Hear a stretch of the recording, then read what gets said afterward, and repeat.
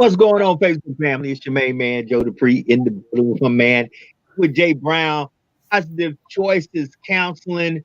It is a Wednesday, the 20th day of July, Wellness Wednesday, back in full effect. And we're in here to give you the information that you need because your mental health matters. Matters. That's All right. I need to say about that. So, Brown, how you doing, my friend? I'm good, man. What's going on with you, my brother? It's always a pleasure to be with you on these Wellness Wednesdays. This Oh, was going to yeah. be no different than the other one. A lot of good information, a lot of good That's what energy. That's what I'm talking about. So we're gonna get into some great conversation, as I always do about this time. Ladies and gentlemen, my brother from another mother, Mr. Edward J. Brown. Take it away, my friend. Hey, man, it's good to be here. And I always try to, when we get together on these Wednesdays, have good information for us to give out to individuals to help make the daily struggle just a little bit better. And today, I think we're going to jump into one that I think is going to get everybody kind of on their toes and kind of, you know how when you go to church and sometimes the pastor is preaching and you believe he's talking to you. Okay, Well, come on. this is one of these subjects that we're going to talk about that everybody's going to feel, or everyone should feel, if you're honest with yourself, that we could be talking about you, but hopefully this will help you. And we're going to break it up into two sections. So the first half of the hour, we're going to talk about baggage. Mm, Everybody have it. yes, sir. Everybody is impacted by it. And Yes, we're sir. going to talk about how your baggage impact other people and how other people's baggage impacts you.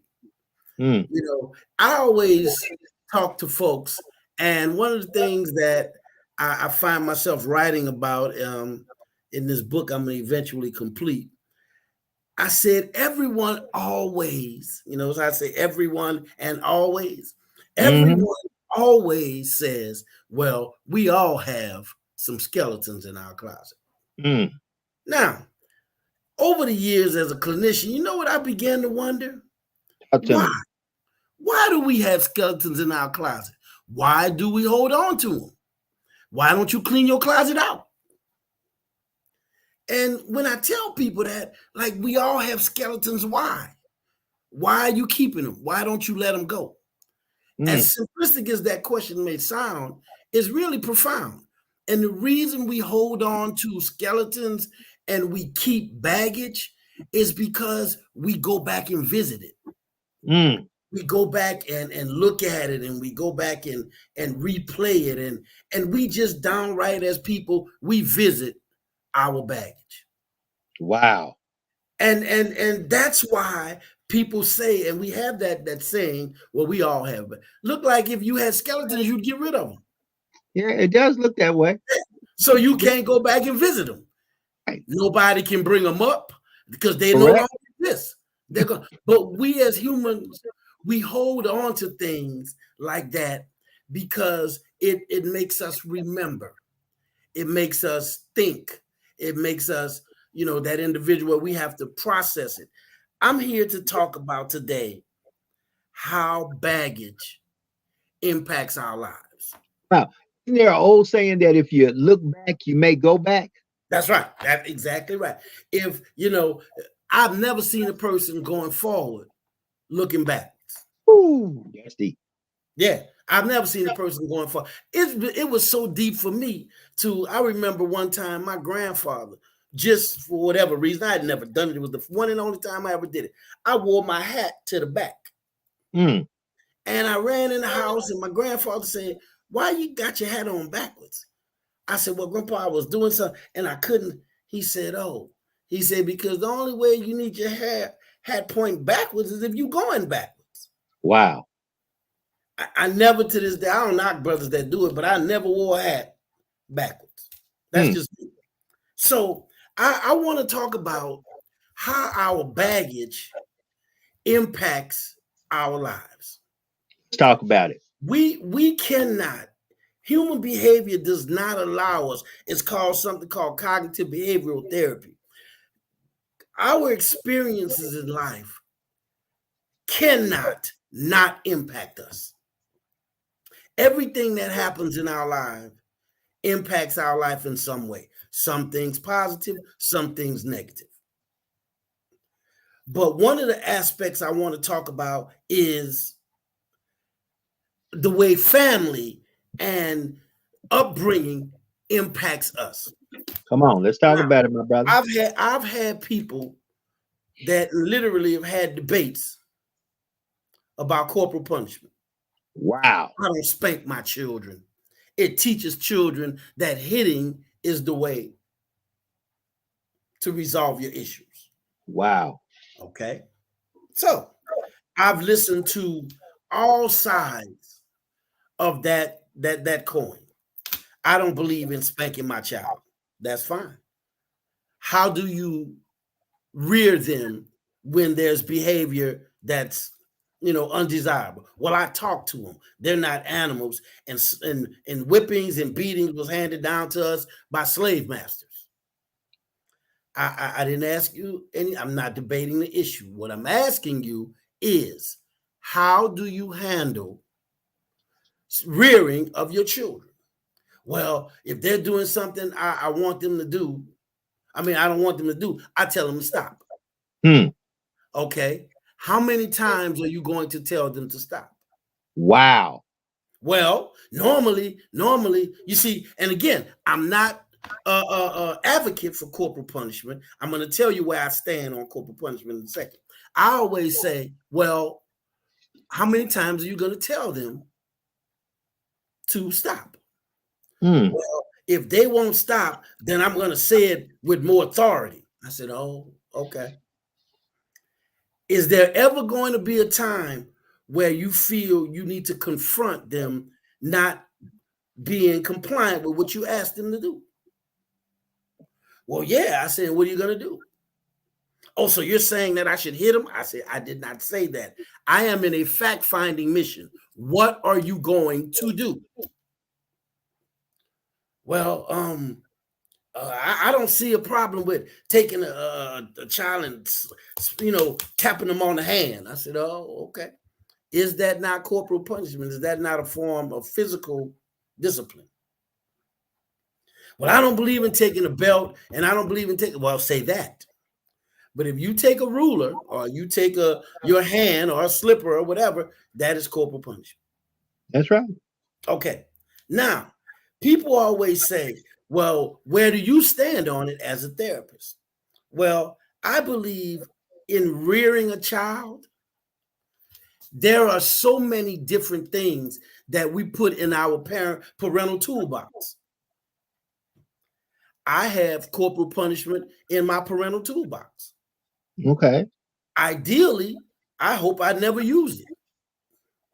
But imagine this, Brother Dupree, if you decided under no circumstances were you going to use a screwdriver. Wow. Under no circumstances, you just don't believe in screwdrivers. And then it comes a day where you just absolutely need a screwdriver. What you going to do? Might have to get a screwdriver, brother.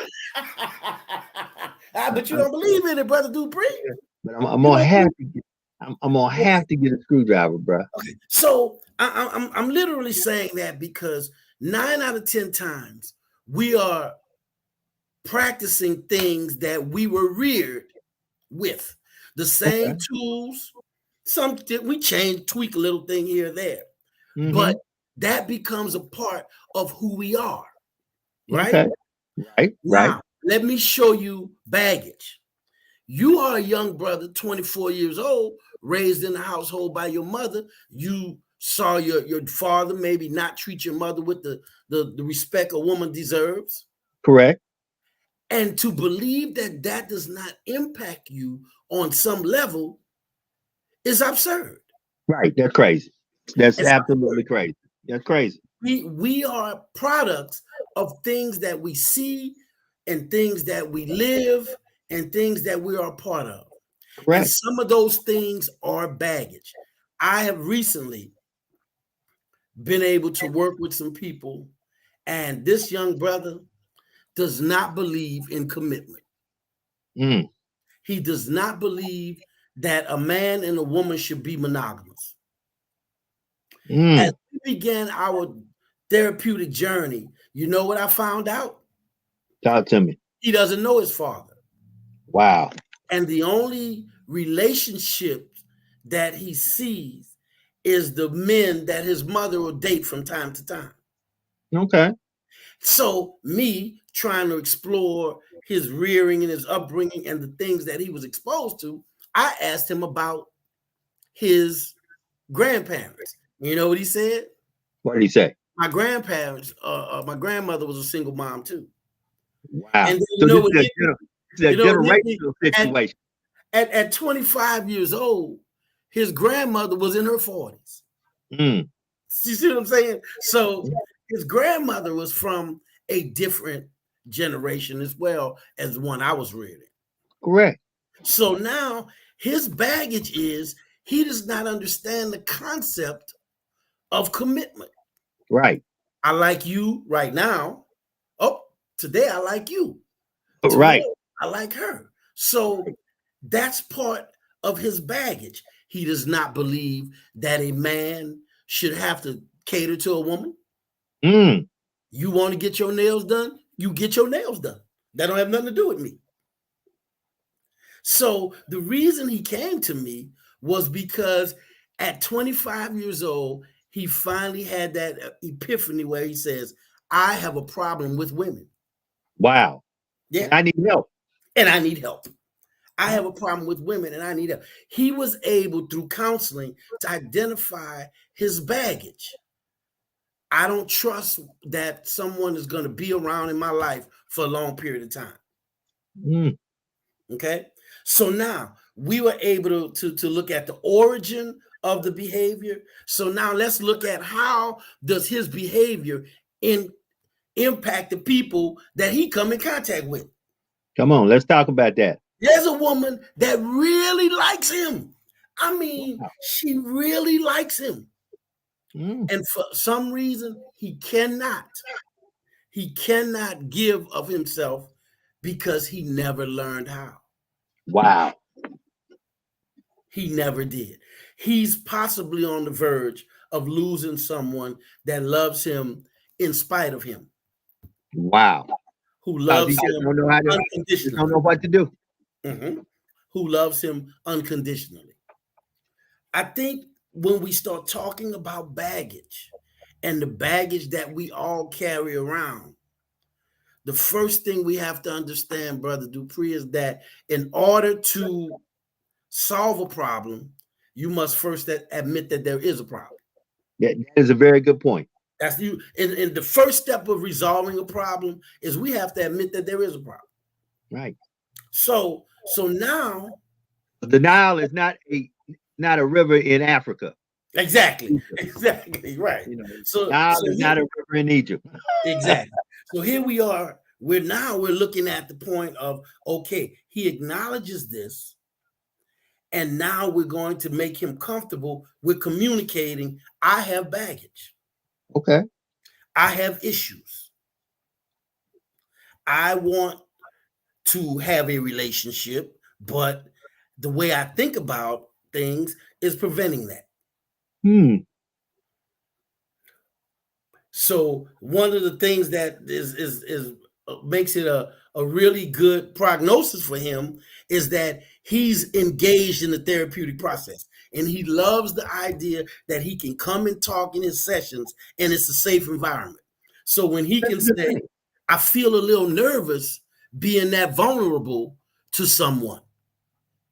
I told him, brother, at 25 years old, you know how profound what you just said is? I feel a little uncomfortable, nervous being that vulnerable with her. What if she breaks my heart? What if she betrays me? And my response to him is, as a young brother that's developing, whatever happens in your life, you have the ability to cope and overcome it. You know, this is a good place, Brother Brown, for me to go ahead and let people know this is why we do these Wellness Wednesdays, because it's okay not to be okay. It's okay to go seek professional help when you know you're not okay. We have too many stigmas when it comes down to mental health and going to get help with our mental health. And just to be honest with you, there's just too many statistics out there that are on the negative side when it comes to suicide, when it comes Mm. down to us harming ourselves because we did not go get the help that we need. There are people like my good friend, brother with Jay Brown, with Positive Choices. They have great locations. They have I'm actually getting ready to put up the website so you can see. They have a website that you can go to. It is Positive Choices Counseling.org. You go to that website, you'll get great information on how they help you if you have any type of counseling or mental health issues. You may need somebody just to talk to. They Exactly. take all insurances, and they also, if you don't have insurance, have a sliding scale. So Mhm. look, they are here to help you. They do telehealth and all that. I'm going to get back to the conversation. How do we handle our baggage? I was Mm. like you said, you can't admit that you got a problem. You We can't can't fix what you won't admit you have. you can't Right. fix something that you won't acknowledge. So Right. if we can acknowledge that we all have characteristics, we all have things about us that we'd love to change. One of the things that I want to talk about when we talk about baggage is baggage can be made smaller and it can be let go. Come on. It can be. If you believe that you are the man you are now and you were the same man 25 years ago, Muhammad Negative. Ali, one of the people, he says, a man who thinks at 50 the way he thought at 25 has wasted 25 years of his life. So if you think you're the same person today that you were 20 years ago, you're not. You change, you evolve, you grew. The same way you change and evolve and grew, you can let baggage go. You can change baggage. You can decide that I'm no longer going to carry this around. I'm going to let Right. it go. I'll use myself as an example. In Mm. my younger days, I was that dude. I was the one that at the drop of a dime, I would fight, baby. Let's fight. I would fight at the drop of a dime. I began to realize my anger was internal. It wasn't at anybody in particular. I had to eventually realize what's going on that somebody, bumping into me made me want to tear up a classroom or tear up a gym or wherever I may be. I began to look at the problems. I began to say, you know what? I can do better. I can be better. So I started to say, I'm going to change the things about me that I want to change. I didn't blame anybody anymore. Right.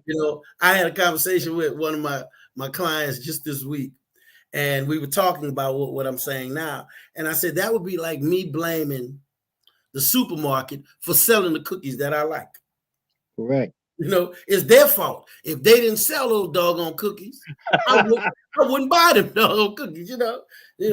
Under no circumstances me buying the cookies the problem. The problem is when I walk on that aisle, there's those doggone cookies. Right. At some point, I gotta say, you know what? I'm not buying the cookies, no matter how many they have on the aisle. Correct. Take We can change. accountability and responsibility. That's right. I am going to be responsible for letting things go. Now, I hear people right now who may be watching this podcast saying, "Well, how do you just let something go?" It's a Come on. choice. It's Speak a on choice. it. It's a Speak choice. on it. It is a choice. I choose to no longer beat myself up.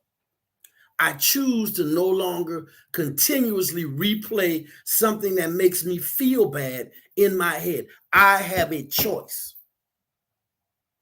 And when I make that positive choice, I'm going Right. to stick by it. I'm going to stick by that.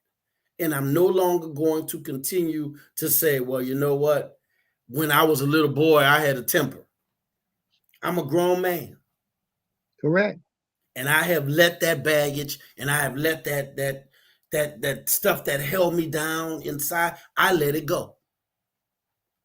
And when you decide to do that, you will notice the skeletons in your closet, they become Mm-hmm. fewer and fewer and fewer. So now if you decide to go to your closet and you open it, at some point, you ain't gonna have a skeleton. You're gonna have just a bone. Well, hey, what? Right. Right.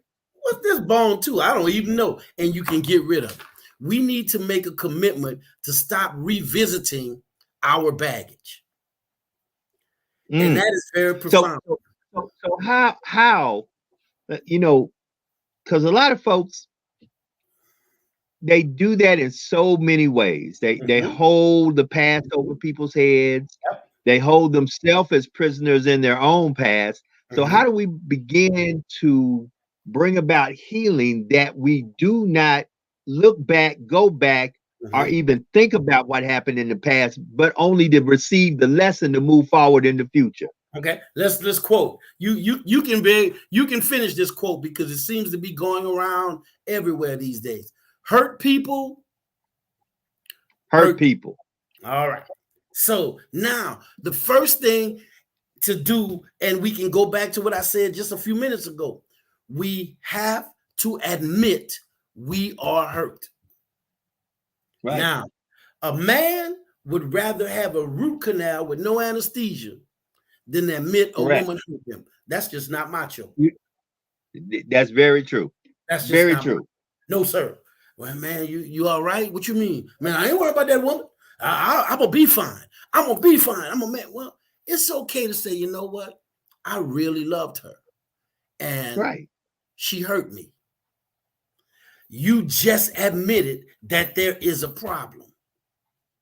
Right. Now, let's start to think about what do we do to solve the problem that we admitted that we're hurt. Right. The first thing you do is when you realize what was your part in what occurred. Let's say you're hurt. And you may realize, I'm thinking about this, and I really didn't do anything to prompt this hurt. And you're honest. Let's say you're honest with yourself, and you realize you really did nothing.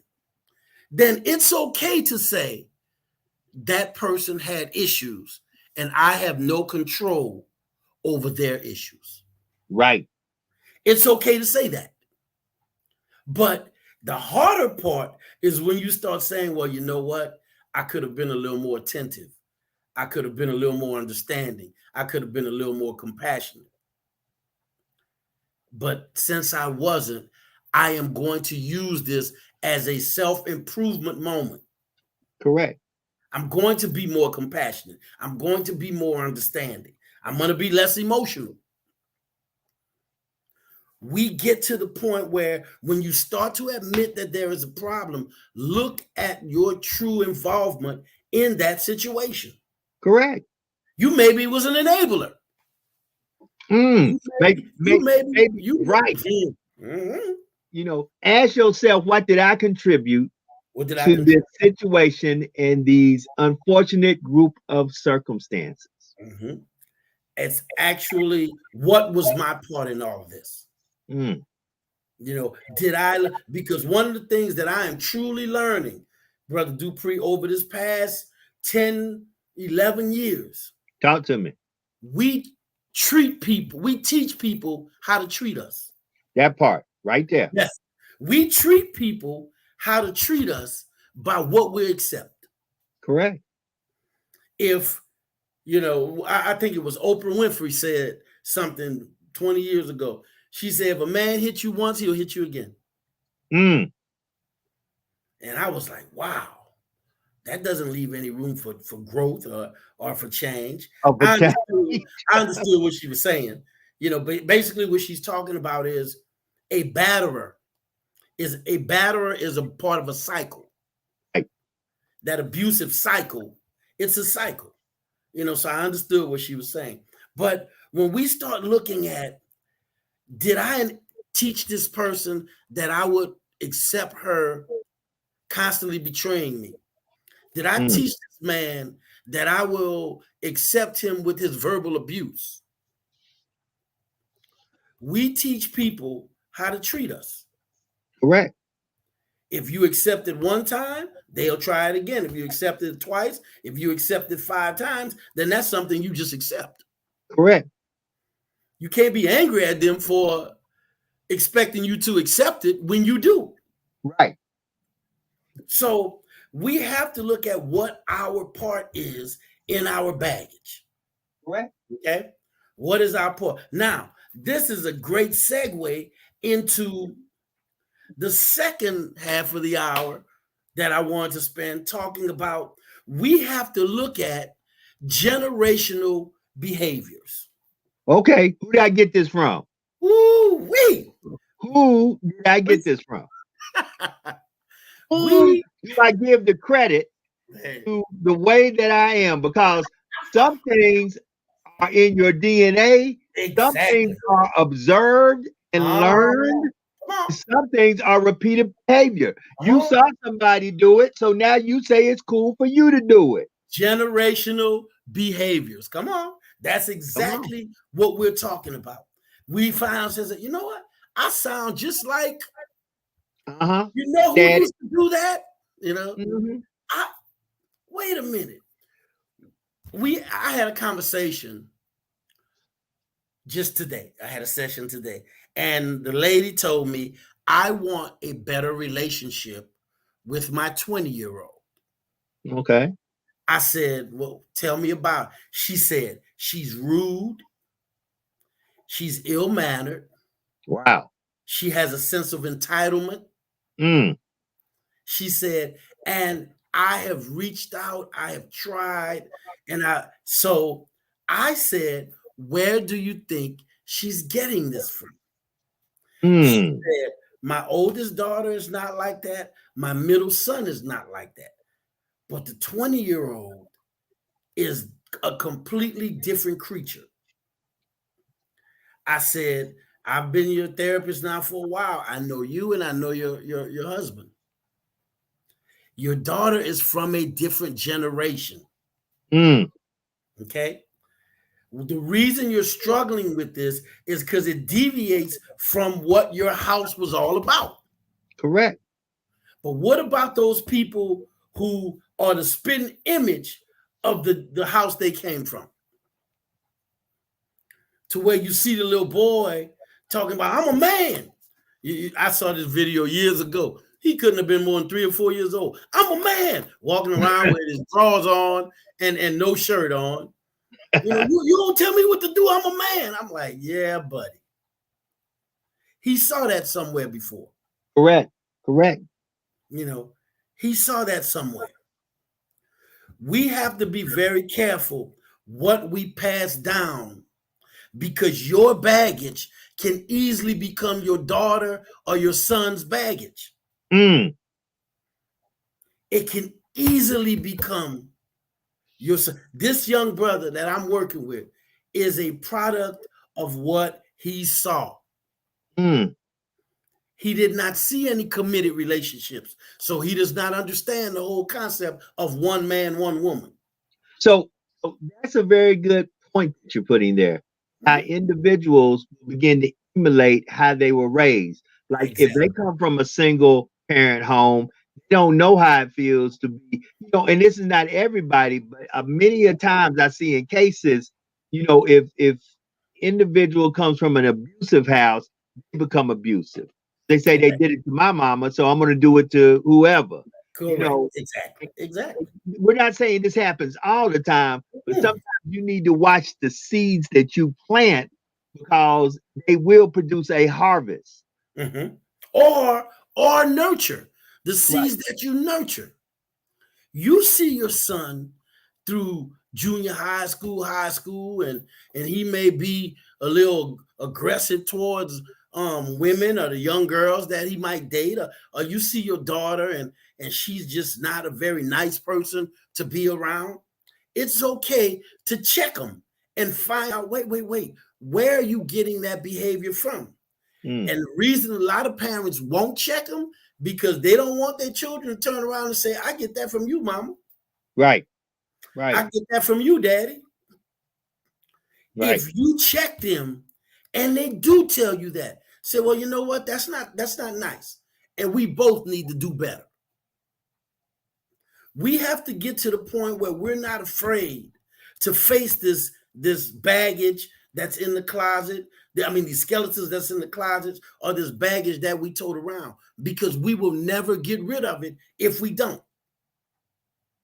Correct. Generational behaviors is passed down, just like recipes.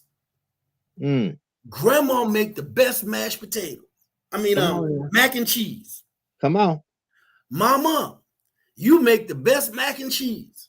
Come on. At some point, you will make the best mac and cheese. I asked, Lord, this was maybe 20-some years ago when I first started, really developing as a clinician. I started asking young kids, what's your mama's favorite dish that she make? And that's why one of the young girls said, oh, my mom make the best mac and cheese. I said, do you know how to make it? No.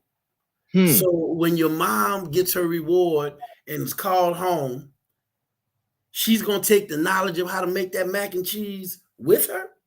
Right. You don't have a desire to learn that from her?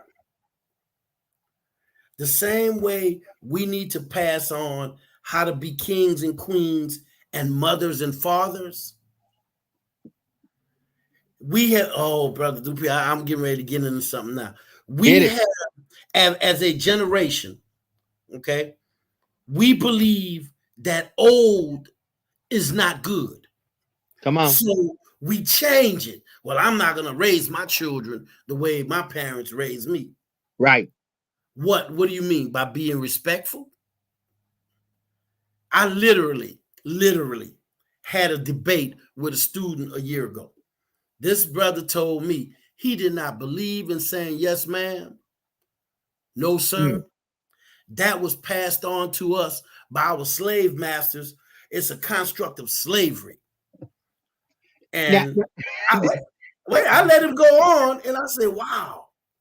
He said, what? I said, you said it's a construct of slavery. I thought it was just being polite, mannerable. Oh, the slave master made us say, yes, sir. And when the mama came, the missus came, you had to say, yes, ma'am. I say, but my grandmother is not my slave master. Right. My mother is not my slave master. That's my mother. Correct. I say, yes, ma'am, no, ma'am, as a sign of respect to my mother. If that was my slave master, then yes, I would see it as a construct of slavery. Correct. But I say yes, ma'am, no, ma'am, to my elders. Right. The same way if you go to certain African tribes, you address them by their title. Right. Or bow. Or you bow. Exactly.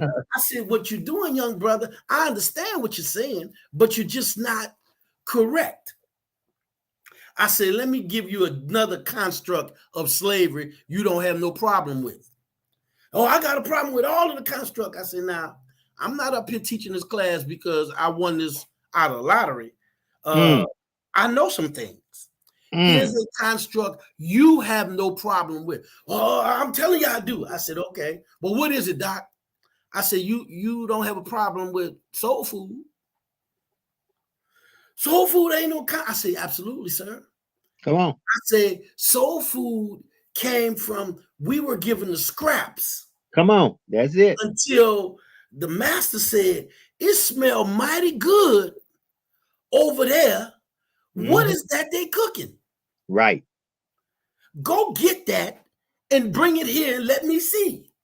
Right. And now you tasting it and you like, not only do I want this food, bring me the person over there that cooked this for the slaves. Correct. Correct. Now we have restaurants where the other man will stand outside for hours. Right. My issue is we have to look at the generational good and bad that we're passing to our children. This is true. This is true. We do, because we don't want to take responsibility with the fact that when right now in today's society, the child will look at the teacher and say, call my mama. Right. That part. Let me tell you something. If I got in trouble at school, the last person I wanted you to call was Gail Brown. Well, my mom. Right. Don't call my mom. Don't look. What you get? Detention, Stay after school. What is it? Paddle? Okay. Just don't call my mama. Yeah. Please don't call my mama. But now you have parents coming to the school ready to confront the teacher. Do you remember that time when the teacher got the benefit of the doubt? Correct. When I got home and I was in trouble, I said, Miss so-and-so said, if she said you did it, you did it. I'm like, but mama, there ain't no buts. If she said you did it, you did it. We are passing generational behaviors on to our children, and we're changing it because we want to get away from the old and introduce new. But everything old is not bad. Correct. Correct. We had more respect for our elders. You want to punish a child? Make a child sit down and talk to an older person. When all we wanted to do was go outside, play, and have fun. And if that meant sitting down talking to elder people, then let's do it. The art of communication is why we are no longer passing on this generational gifts, these generational gifts. Right. We have to be able to say, I love you enough to pass on respect, to pass on manners, to say thank you, to say please, to be honest, to be open, to be respectful, to not play games with people's emotions. Correct. But too often we are sitting around and we don't communicate because of these things right here. It keeps and it's killing the art of communication. That's very true. You're right. People be in the same room texting each other. Absolutely. Right next to one another, texting each other. Right. So as we start getting to almost the close of this hour already, what are the generational behaviors that we need to look at and change right now? I believe as a clinician, what I see is the art of communication / the ability to respect one another is a dead art. For me to say, Brother Dupree, I'm sorry. Mm-hmm. Okay? Me and my brother today, he called me, he said, man, we had a miscommunication. I said, what do you mean? I thought you were going to call me, and I heard you were waiting for me to call you. I said, that's right. He said, man, we had a miscommunication. We were able to communicate, figure out what happened, and kept it moving. Today, we have to start to create new generational behaviors that could resemble the old ones. Come on. You know what I mean? What do we want to bring back? I remember, Brother Dupree, we can go back into the archives. We have at least 4 shows, if not more, where you said there's no longer parents sitting down having dinner with their children in the evenings. That's very true. Very true. You get your plate and you go to your room. Right. Or you sit at the table, eat by yourself, or you grab the table and you sit in front of the TV or whatever. What happened to family time? So we can pass on this positive behavior. There's a myth that Black men don't love their children. Right. That's absurd. Well, you're right. And once again, I think one of our biggest problems is, Brother Brown, is that we have to protect our gates. That needs to be a show we need to talk about. We need to protect our gates. We need to protect our eye gates, what goes into our vision. Correct. We need to protect our ear gates, what we hear and adhere to. And we need to protect our mouth gate, what comes out. Because many a times we're not protecting our gates, nor are we protecting the gates of our future generation. We allow them to see and hear everything. There was a time in my life that adult conversation, you didn't have no kids around. Nope. It didn't involve you. And we didn't have to tell them to leave. No, absolutely not. If Miss Janice came over, you grabbed your toys and you went in your room. You rolled out. Nobody had to say, excuse me, you can go to your room. No, you knew. Right. Was getting ready to go on right here. Doesn't involve me. But today, man, you'll have children. And you know what? I was like, well, first of all, I wasn't talking to you. That part. Yeah, I wasn't talking. And the fact that your mom or your parent is not saying something, we have children comfortable being disrespectful. Correct. And we have to get back to incorporating some of this generational behavior that we're losing. I mean, I'm part of a committee for the school district here where I've been put in charge of putting together a mentorship program. And one of the first things that I tell people about a mentorship program is you got to have kids willing to be mentored. Mm-hmm. Right. If you come in thinking you know everything, well, I don't know too many cats going to take time out of their day to teach somebody that think they know everything. Correct. So you got to be teachable. You got to be teachable. I challenge everyone that watches this podcast to at least pick the behaviors that are positive in you and pass them on. The things that are in your closet that we've all made mistakes. We've all made mistakes. I have yet to meet a person that haven't made a mistake. And if you don't think you made a mistake, that's your mistake. That you don't think you made a mistake. You have to get to the point now where we make a commitment. And I say we, because I think it's going to fall on our generation, the 50 and older, to say, listen, it's not wrong to be respectful. You're not weak if you say, yes, ma'am. To this day, I still say yes, ma'am. If I'm speaking to my mother, my aunts, or someone, I'm like, yes, ma'am. Absolutely, yes, ma'am. Where did politeness become undesirable? Correct. Where did being well-mannered, when did it become undesirable?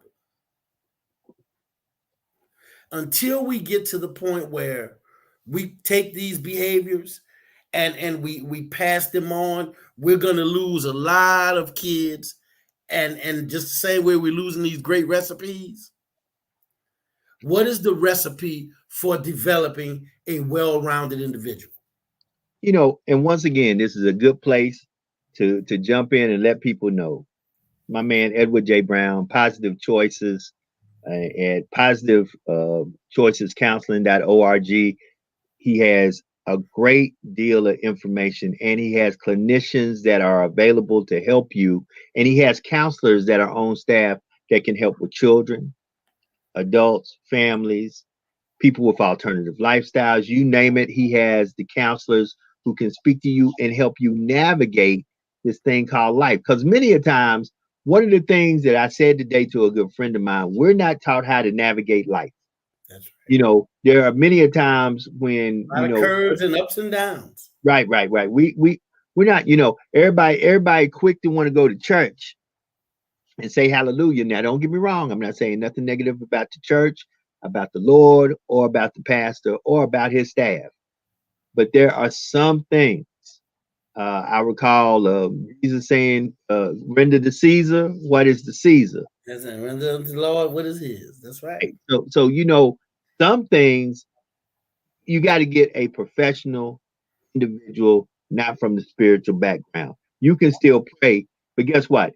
If you pray and you don't take your medicine, you're probably going to stay sick. Let me tell you something, Brother Dupree, to take that same exact thought. I have pastors who say, listen, man, I'm sending 2 or 3 people over to you because I think there's something going on that's in your realm. Okay. That's in your area of expertise. And I'm like, okay, I have a great relationship with many pastors in many churches because what we're talking about is not always a spiritual issue. It's a mental health issue. And yes, I'm a very spiritual person, and I believe God can heal everything. But I also believe God put things in place for us to utilize Correct. on earth as well. Correct. You know, I think God let people create the medicine we need to take. God gives people a God-given gift, because I teach in a clinical program. And you know what? Some of them kids that's in that program, they don't need to be in that. Mm. And there's some of them that I see that little thing that we call it. I don't know what it is. If I could figure it out, I'd put it in a bottle and put it right at the front door of Walmart and be a bazillionaire. But just because you get counseling services does not mean you don't have a strong faith-based belief. Right. You know, so don't let that be a reason. Well, I'm waiting on the Lord. Yeah, you remember that story? I'm waiting on the Lord.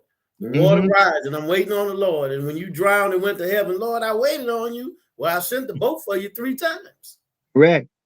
So I think that we have to make sure that we utilize what is here for us in order to make us the best individual we can be. So, and I think part of that is us looking at ourselves, looking at our baggage, making a commitment to change it, and let it be as little of an impact in other people's lives as possible. And then you can focus on it being not a major impact of yours, because it's okay to forgive yourself.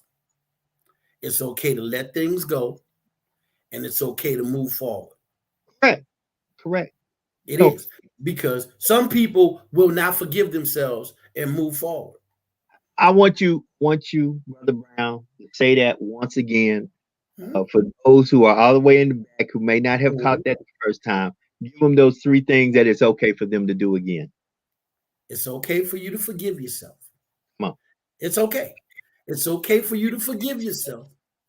It's okay for you to let go. Okay. Let go of this thing you've forgiven yourself of. And then the third one is okay to move on. Right. And leave it there. Leave it there. I tell one of the biggest issues that I see with married couples and couples in general, not just married, but couples that come to counseling, is they cannot let go of things that happened in the past. So as we sit here and we talk about baggage, you know, we all have baggage. What to do with our baggage? Just let it go, or how do we address it? And how generational behaviors are passed on. Correct. It becomes very clear that you have to stand up and look at yourself and say, I have to take control. I understand I did that. Correct. I asked for forgiveness. I was given it. Now I got to forgive myself. Right. And then I have to let it go. And then I have to move forward. Right. I read T.D. Jakes' book, and T.D. Jakes has a book on forgiveness. And I thought it was a very profound statement he made. Forgiveness doesn't mean forgetfulness. You know, and the example I use is, Brother Dupree, if somebody come in and they take money out of my wallet, I forgive you. I forgive you for taking money out of my wallet. But the next time you come into my office, I'm going to take my wallet and put it in my drawer. You see, you don't forgive me. Oh, yeah, I forgive you. I forgave you. I'm not even bringing that up. Right. You know, I forgave you a long time ago. Then why are you putting your wallet up? Because I ain't no fool. I haven't forgot. I haven't forgotten. Exactly. But people believe forgiveness means you forget. And that is not the same thing. Correct. I forgave you. That is why we still have a relationship. If I didn't forgive you, it would be hard for me to have a relationship with you. It would be baggage that I'm bringing into that relationship.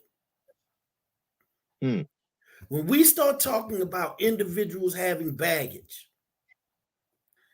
fear, now this is where we really start getting into clinical issues, and these are some of the things that. Do you know fear is learned? Correct. Fear is learned. We all people say, I don't have no baggage. If you're afraid of something, that's baggage. We learn to fear things. Like, for example, if you ever been bitten by a snake, no, then why are you afraid of snakes? Have you ever been bitten by a snake? No, I just don't like them. How you know? I don't like the way they look. Okay. I don't like the way broccoli look, but I ain't scared of it. We have to start looking at our baggage, brother. We are at the 7-minute mark before the hour. And I want to say this. Everyone has baggage. Correct. We all carry it around. I challenge anyone that's watching, listening to this podcast. Identify your baggage. Identify your issues. And make a commitment to look at them, address them, and then let them go. Because it's no need for you to continuously go back to the closet to visit your skeletons. Why? Why keep them? Clean the closet out. Put something else in that closet. Put happy thoughts in the closet. Until we start to realize we have control over our baggage, our garbage, the things that in our life, and what to do with it, until we accept that and believe it, you're going to continue to put more and more bones in the closet and more junk in that suitcase. Correct. And I'm challenging everybody that's watching and listening to let go of your baggage. If you don't complain about how heavy it is and how crowded your closet is. That's correct. Yeah. Hold it. If you allow your closet to be cluttered, don't complain because it is cluttered, because you made it that way. You let it be that way. Exactly. Right. Don't blame other folks for stuff you allow. I tell people all the time, it's celebration and toleration. I want to be where I'm celebrated, not tolerated. But if I am where I'm only tolerated, I chose to be there. I made that decision. Made that decision. And again, this goes back to what we talked about earlier. We teach people what we will accept. Correct. We teach people how to treat us. And the minute you start saying, now wait, I'm no longer okay with this. I'm not okay with this. Well, that's just what I'm going to do. Okay. Now, the ball is no longer in your court. It's in my court now. Correct. Am I going to continue to engage, interact with you, or am I cutting ties? Correct. I tell people all the time, it's very little that will make me cut ties with a person. You know what one of those things are? When you try to destroy my peace. Come on. I have peace in my life. Your goal is to disturb that peace. I'm going to take self-preservation to another level, and I'm going to cut you loose. Because Houston, there is a problem. There's a problem. When your goal, there's these people who will put more effort into disturbing your peace than they will into making peace with you. That's true. They rather be at war with you than to be at peace with you and be in total chaos with you than to have whatever the issue is resolved. Because guess what? You said put 2 cups of sugar into that peach cobbler when it only should have been 1. We get into it over some of the most trivial things. Absolutely. And I had to get to the point where my motto for 2020 was protect the peace. That was my motto. Everything I signed protect the peace. Protect the peace at all costs, because it wasn't until then that I think I got the level of peace that I have now, was around 2020. And now I guard it like a newborn baby. Right. I don't let anything or anyone. Oh, and you know what really makes you mad? That you didn't have it long before then. Right. Right. God, you mean I could have been like this 10 years? How did I waste so much time Exactly. tolerating? And Like I that's tell people, your expectations and what you tolerate. Understand, there will come a time in every person's life, male and female, that you'll look back on your days. And like most of us, you will not celebrate, but you will be more disturbed about all the time that you actually wasted over nonsense, over Absolutely. pure nonsense. I mean, those people that if you have something good to say, only got 2 or 3 minutes for you. But if you are in a bad way, and you got all this negativity to talk about, baby, they'll be around you for days. They'll call you, stay on the phone with you for hours. Won't come see you. But if you doing bad, they knocking on your door. So why are you only around when the peace is at jeopardy? When there's drama. When there's drama. No. So in these last 3 minutes, I challenge everyone to empty out your closet. Empty it out. Go to your closet. You don't need to revisit it. Let it go. Empty out your closet. Open up that suitcase with all that baggage in it. Come on. Forgive yourself for some of that baggage. Come on. Throw it away. Close the suitcase and move into another room. Come on. It's easy to do if you make that commitment to yourself. Correct. Because you deserve to have inner peace. And until you clean out your closet and get rid of some of your baggage, you're going to continuously. I always look at it like this. It's a snow globe. Shake up a snow globe. It looks like thousands of these little sparkly things rolling up. But imagine if you took and then you shake it up and there's 2 of the little sparkly things going around. Just 2 of them. You're like, well, this ain't as bad as I thought. Because you took 10,000 of the things out and left 2 in there. Correct. Now, that's what you need to do in order to get yourself where you need to be. I love you, Dupree, and me and you are at that point, man, where... Hold on. You got 2 minutes, and you know what I do about this time. First of all, I encourage everybody to listen. Go back and revisit any of these video podcasts that we've got out there. You can go to tell a friend to tell a friend. Yeah, tell a friend to tell a friend. You can go to 100 BLK and click on Wellness Wednesday. It's actually a tab that says Wellness Wednesday. And you can go and look at some of the prior video podcasts. We are here to let you know that your mental health matters and it's okay not to be okay. That's right. Hey. So with about 1.5 minutes left, I always turn it over to my brother to close us out, but go visit them. Let me put it up one more time so you'll see it. I'm going to put up the website. I'm trying to get to it right now. Listen, go to positivechoicescounseling.org. You'll see it pop up. And I'm going to let my man, brother Edward J. Brown, close us out. And we'll be back next Wednesday with more Wellness Wednesday because your mental health matters. Brothers and sisters, here's my brother, Edward J. Brown. It's on you, man. You deserve peace in your life. It is nothing wrong with there being peace. Some of us don't know how to handle calm and peace. You have calm and peace if that's what you choose to have. So I challenge you today, clean out your closet, empty out all your baggage, and be light on your feet. Enjoy that peace that you can create.